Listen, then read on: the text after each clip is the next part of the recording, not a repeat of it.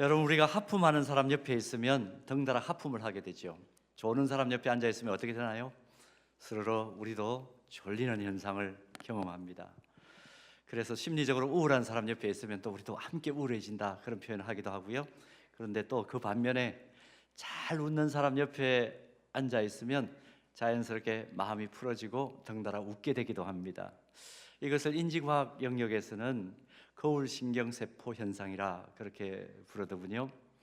결국 내 주변에 어떤 사람을 두고 어떤 이들과 사귐을 가지느냐에 따라서 나의 기분과 감정, 심지어 삶의 방향까지 달라질 수 있다 하는 것을 우리가 실제적으로 삶 속에서 경험을 합니다. 그래서 우리는 우리가 원하든 원하지 않든 다른 사람들이 보여주는 그 모습을 쫓아서 살게 되고, 또 그 반면에 반대에 급부일 수도 있죠. 내가 또 다른 사람들에게 영향을 끼치면서 살 수도 있습니다. 가정에서 부모라면 이런 의미에서 우리 자녀들에게 영향을 끼칠 수밖에 없겠죠. 그 반대로 자녀들이 우리에게 영향을 줄 수도 있습니다. 직장에서 상사라면 상사의 본보기를 보이면서 살아가다가 좋은 후배들을 만들어낼 수도 있고, 또 그 반대급부터 생각할 수 있습니다. 선배라면 또 후배라면 각각 다 생각할 수 있죠. 일상생활을 사는 이상 이런 면에서 우리는 누군가를 닮든지 아니면 닮게 만들든지 둘 중에 하나입니다. 요즘 드라마 중에 서울 자가의 대기업 다니는 김 부장 이야기, 굉장히 제목이 길더라고요. 근데 그 드라마 중에 수겸이라는 아들이 아버지 김 부장에게 이런 말 하는 대사가 있습니다. 서울에 아파트 사고 대기업 부장으로 살아남고 저 대학 보내면 뭐 해요? 아들이 지금 무슨 눈으로 보고 있는지 안 무서우세요? 와, 진짜 이 대사를 들으면서 가슴이 떨리더라고요. 명백한 실수를 하고도 사과하지 않고 갑질을 하는 아버지에게 아들이 절규하듯이 내뱉는 말입니다. 자식은 아버지의 말이 아니라 행동을 보고 배운다. 무시무시한 경고죠. 오늘 특별히 유아 어린이 세례를 거행하면서 우리 정신이 퍼뜩 듭니다.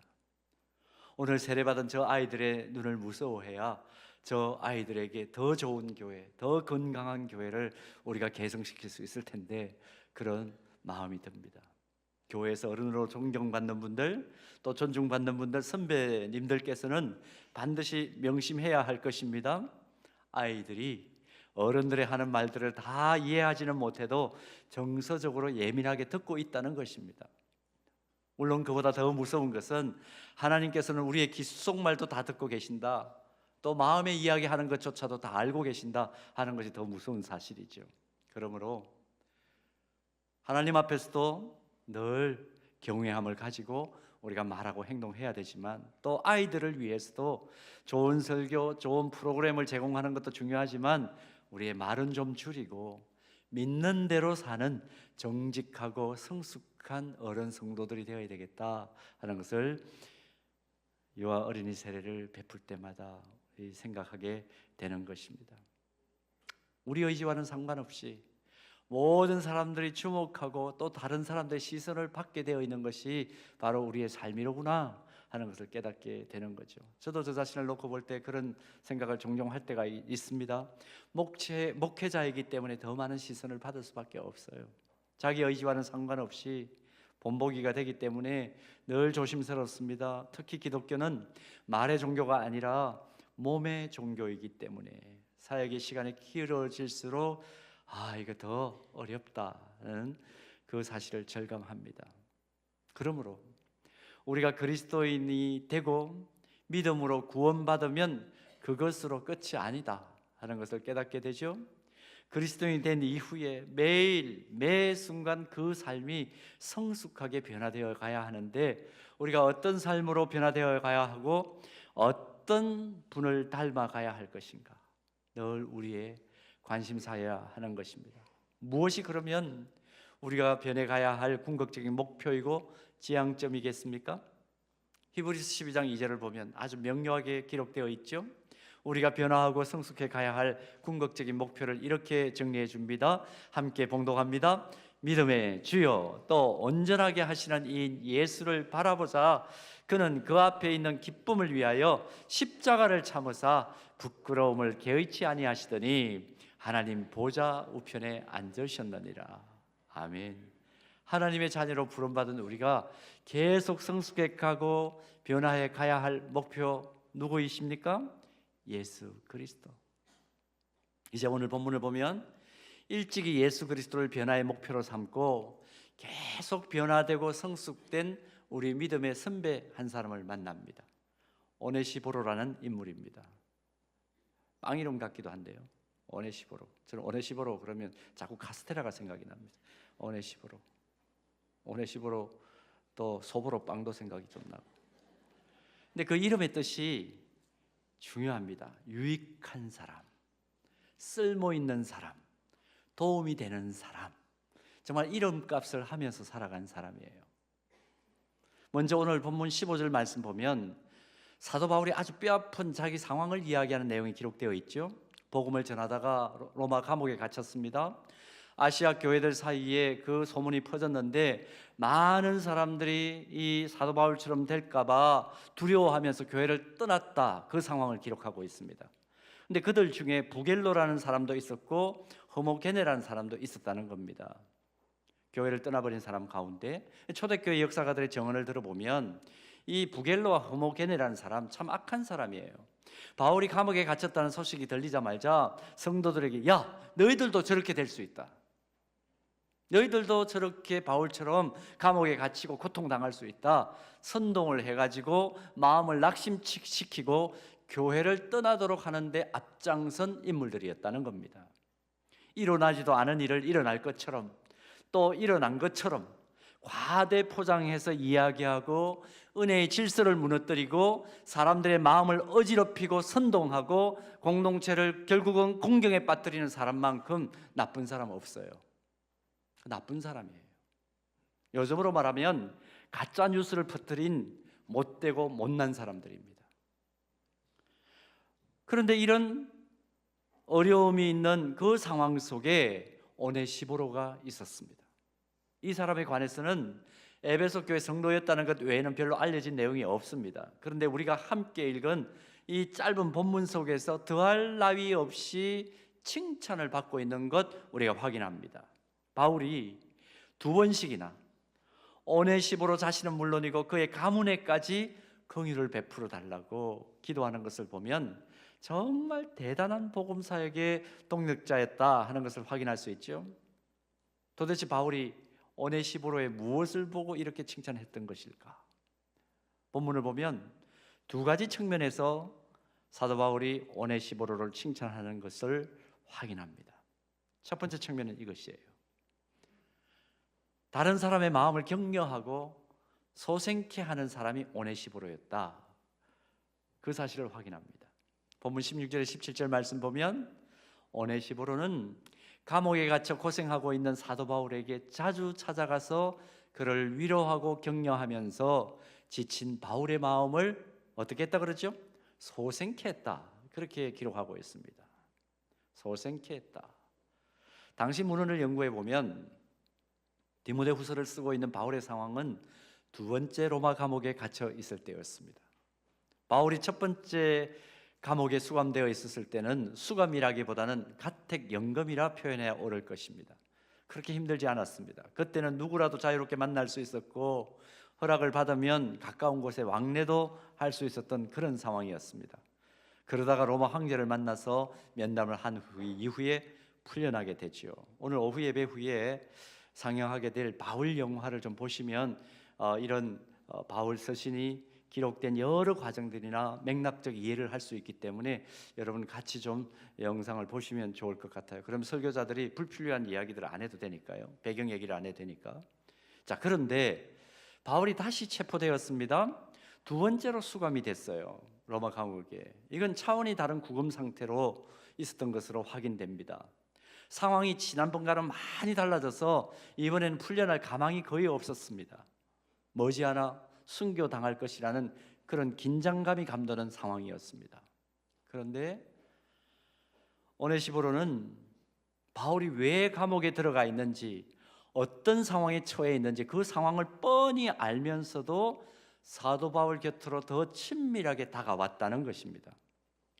많은 사람들이 외면하는 자리, 좋지 않은 여건이지만 더 가까이 다가설 줄 아는 사람이 오네시보로였다. 바울이 지금 그렇게 표현을 하고 있습니다. 위험을 무릅쓰고 자주자주 사도 바울에게 가까이 다가서서 어떻게 했다고요?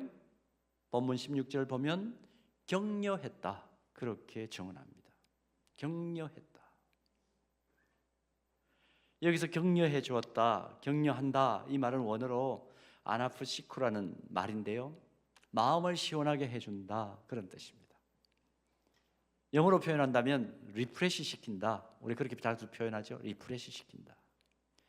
바울이 디모데후서를 기록한 시기는 주후 64년에서 67년입니다. 바울의 모든 사역이 마무리될 시기, 그때 디모데후서를 썼습니다. 바울의 입장에서 보면 복음을 위하여 열심히 나름대로 사역한다고 했지만은 사실 뚜렷하게 가시적인 열매가 보이지 않는 상황이었습니다. 나이는 점점 많아지고 열매는 잘 보이지 않고 점입가경으로 감옥 속에 갇혀 있기까지 하는 그 상황 속에서 과거에 복음을 받고 자신으로부터 복음을 전해받고 그렇게 기뻐했던 사람들이 하나 둘씩 자신을 반대하고 떠나는 상황이 속속 일어나고 있다 하는 이야기를 들은 거예요. 잘 나가는 상황이 아니니까 감옥에 자주 면회오는 사람도 없습니다. 바울의 입장에서 보면 속이 정말 답답한 상황이죠. 요즘 말로 그렇게 많이 젊은이들이 표현하더라고요. 고구마 몇 개 먹은 상황이라고. 그런데 이런 상황 속에 신의를 지킨 인물이 있었다는 겁니다. 신의를 지킨 사람, 오네시보로라는 인물이 모든 악조건을 무릅쓰고 자주자주 바울을 찾아와서 할 수 있는 대로 만나서 격려의 말을 했던 겁니다. 그럴 때마다 바울의 답답했던 마음이 리프레시 되고 그와의 만남 가운데 기력을 회복하고 큰 격려를 받았다, 그 말씀이죠. 여러분, 말의 격려도 참 중요하구나 하는 것을 깨닫습니다. 우리가 진짜 이 세치혈을 어떻게 쓰느냐 하는 것이 중요하지요. 모로코 속담에 그런 말이 있다 그래요. 칼로 입은 상처는 언젠가는 치유되지만 혀로 입은 상처는 평생의 상처가 된다. 똑같은 혀를 가지고 사람을 죽일 수도 있고 살릴 수도 있다는 것을 확인하죠. 이런 의미에서 격려라는 것, 위로한다는 것은 돈 안 들이고 힘 안 들이고 혀로 할 수 있는 최고의 봉사임에 틀림이 없습니다. 오네시보로는 이 비밀을 알고 바울을 지속적으로 찾아가서 격려와 위로의 말을 했던 사람인 것이죠. 사랑하는 여러분, 성탄트리에 불이 밝혀졌습니다. 저는 오늘 이제 주일을 준비하기 위해서 아침에 여기 와서 기도하면서 그때는 성탄의 트리에 불이 밝혀지지는 않았었어요. 근데 오늘 예배를 드리러 딱 들어오니까 트리에 불이 밝혀졌네요. 성탄 트리에 불이 밝혀졌다, 이것은 우리에게 여러 가지 의미를 두죠. 근데 상황적으로는 한 해가 마무리된다 하는 상징이기도 합니다. 이제 2025년 한 달 조금 더 남았구나 하는 것을 우리에게 상기시켜 줍니다. 한 해가 다 지나가기 전에 나는 나의 자녀들에게 어떤 부모였나? 우리 자녀들, 나는 우리 부모님들에게 어떤 자녀였나? 또 우리 형제 자매들에게는 어떤 형제요, 어떤 자매였나? 또 영적 공동체인 이 영적 가족들에게는, 이 공동체 안에서 만나는 가족들인 영적 피부치인 성도들에게는 나는 어떤 영적인 가족이었나? 오네시보로와 같은 격려의 말과 성품을 가진 존재로 모든 이들에게 생기를 공급하는, 그들을 소생시키는 존재였나? 한번 점검해 볼 필요가 있습니다. 여러분 어떠신가요? 바라기는 우리 모두가 격려의 사람, 생기를 불어넣어준 사람, 그래서 한 사람 한 사람을 소생시킨 주인공 드리기를 주님의 이름으로 축복합니다. 실제로 여러분 그런 사람 되고 싶지 않습니까? 옆에 분들에게 한번 시범적으로 한번 확인을 해보죠. 이렇게 한번 인사 다시 하겠습니다. 함께 해주셔서 감사합니다. 더 열심히 격려하며 섬기겠습니다. 정말 위로의 사람 오네시보로처럼 우리 한 영혼 한 영혼을 소생시키는 그런 은혜의 사람 되기를 주님의 이름으로 축복합니다. 자, 그런가 하면 오늘 또 본문을 보면 두 번째입니다. 오네시보로는요, 말로만 바울을 격려한 것이 아니라 할 수 있는 한 실제적으로 바울을 정성껏 섬깁니다. 본문 18절 말씀 보십시오. 원하건대 주께서 그로 하여금 그날의 주의 긍휼을 잊게 하여 주옵소서. 함께 읽을까요? 또 그가 에베소에서 많이 봉사한 것을 내가 잘 아느니라. 봉사했다는 말은 디아코네오라는 말입니다. 여기에서 디아코노스, 또 집사를 일컫는 디컨이 나왔죠. 디아코네오, 이 말은 종이 주인을 세심하게 돌보고 섬길 때 사용하는 단어입니다. 오네시보로는 말로만 사도 바울을 위로하고 격려한 것이 아니라 복음 사역자인 바울의 실제적인 필요를 채우기 위해서 종이 주인을 섬기듯이 그의 필요를 살피고 직접 채워준 사람이었다 하는 것을 우리가 충분히 생각할 수 있죠. 말과 행실이 일치한 은행일치의 오네시보로였다 하는 것입니다.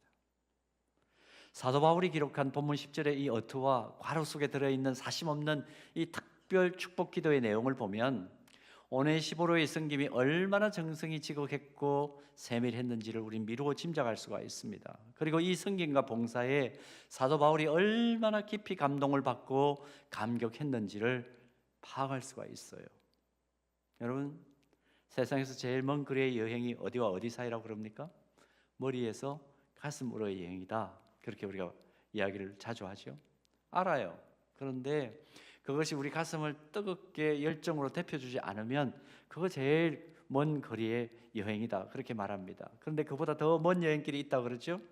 가슴에서 발끝과 손끝으로의 여행이다. 머리로 다 압니다. 그런데 가슴에 열정이 없어서 답답한 사람들 주변에서 많이 만나면 참 우리 힘들지요. 그런데 이런 사람은 좀 차라리 나아요. 우리 주변에 우리를 더 힘들게 하는 사람은 머리로도 알고 열정은 있는 것 같은데 손과 발이 움직이지 않는 사람, 실천력과 실행력이 담보되지 않는 사람들 보면 가슴이 무너질 때가 참 많습니다. 바보들은 매일 결심만 한다는 말이 있습니다. 결심과 결단은 잘하는데 실천이 따라가지 않아서 안타까운 일이 얼마나 많습니까? 누구라 그러면 잘 아시는, 지금 우리 교회에 아직도 살아계시는 원로 목사님이세요. 후배 목회자들 몇이 모여서 그분과 함께 식사하는 자리가 있었습니다. 그 자리에서 그 원로 목사님이 이런 얘기를 하셨어요. 내가 설교를 통해서 수많은 성도들 결단을 시켰는데 한국 교회는 왜 이 모양인지 모르겠다 단식을 하셨어요.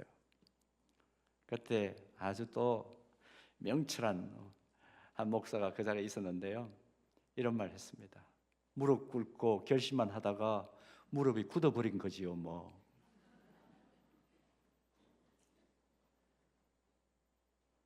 사역을 해보면요, 목회 현장에서도 냉철한 지성, 뜨거운 열정, 순발력 있는 섬김, 이 세 가지 조화된 사람 만나기 참 어렵습니다. 그런데 이런 사람을 만나면 정말 사역하는 것 자체가 기뻐요.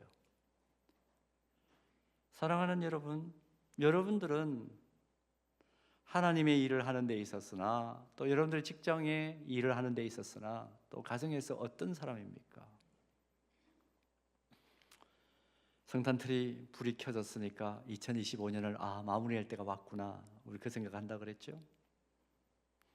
뜨거운 열정을 가지고 복음의 능력을 드러내 보이기 위하여, 또 교회만 놓고 본다면 이 교회가 더 건강하고 더 성숙한 교회 되기 위하여, 하나님 기뻐하시는 교회 되기 위하여 또 이제 교회 설립 60주년을 우리 교회는 앞두고 있습니다.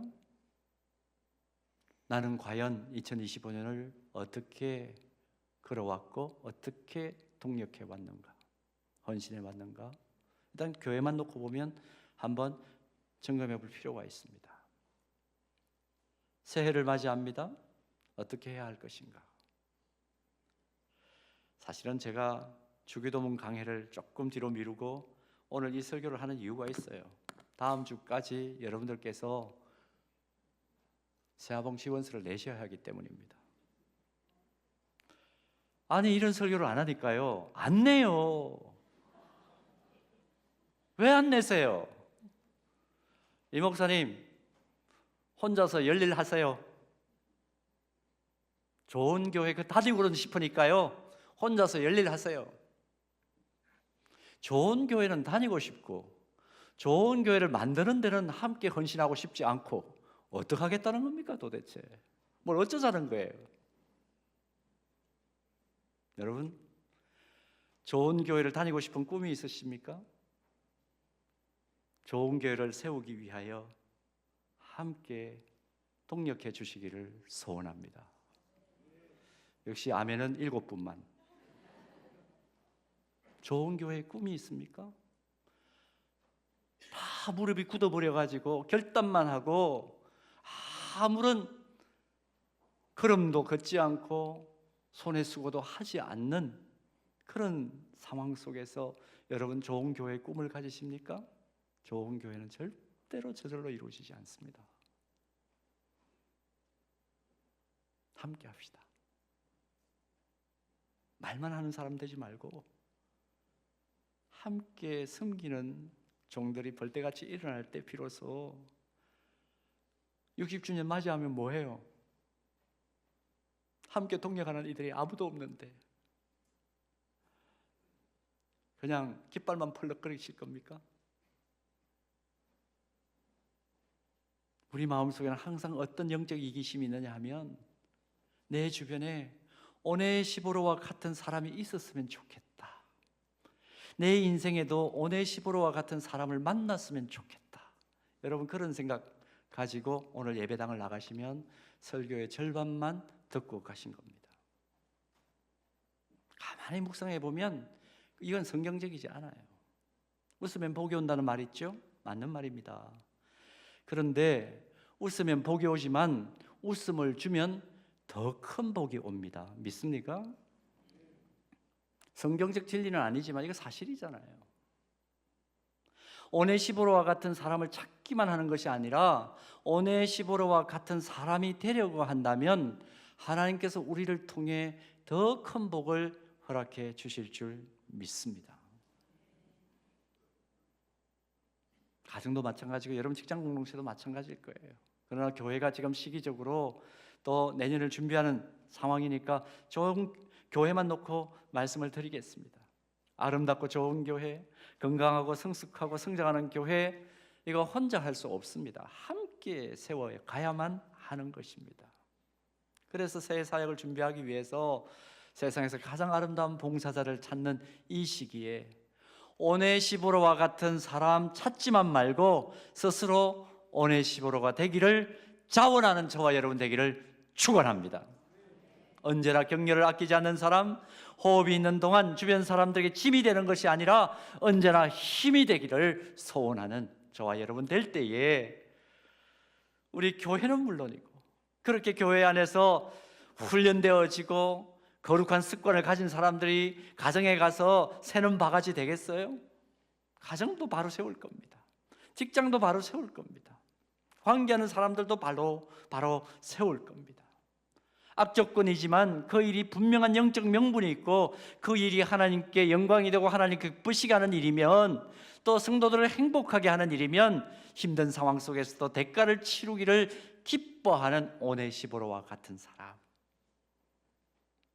그런 사람들이 오늘 이후로 지금까지도 그런 분들이 있었기 때문에 우리 교회가 여기까지 왔지만 이후에는 더 벌떼같이 일어나게 되기를 주님의 이름으로 축원합니다.